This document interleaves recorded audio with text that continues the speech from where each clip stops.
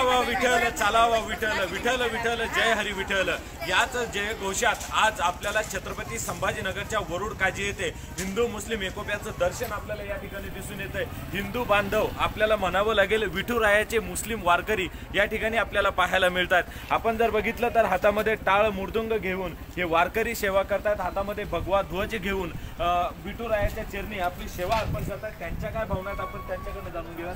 आज आषाढी एकादशी निमित्त आपण विठुरायाच्या भक्तीत तल्लीन झालात, काय तुमच्या भावना? सर खरं म्हणजे महाराष्ट्राची ही पवनभूमी आहे आणि माणुसकी हा सगळ्यात मोठा धर्म आहे। मी मुस्लिम समाजाचा व्यक्ती असतानाही ज्या देशामध्ये माझा जन्म झाला आणि जे बांधव जे सण साजरा करतायत, पंढरपुरामध्ये लाखो भक्त तिथे गेले आहेत, परंतु माझ्या गावातही आज हजारोच्या माध्यमातून ही आषाढी एकादशीची रॅली निघालेली आहे।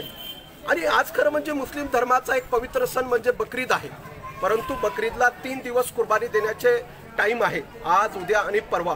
आम्ही आजच्या मुस्लिम समाजाने मस्जिदमध्ये बसून एक फार मोठा निर्णय घेतला की आज फक्त नमाज अदा करू, कुर्बानी देणार नाही। आज कुर्बानी न देणे म्हणजे माझ्या हिंदू बांधवांसाठी हीच एक कुर्बानी आहे। घाटाघाटामध्ये अनेक प्रांताच्या अनेक धर्माच्या लोकांमध्ये देव आहे असं वारकरी संप्रदाय म्हणतो आणि उच नीच काही नाही, भगवंत तिष्ठे भाव, उच आणि नीच कोणीच नाहीये, सर्व धर्म समभाव असं मी पांडुरंगाच्या चरणी प्रार्थना करतो।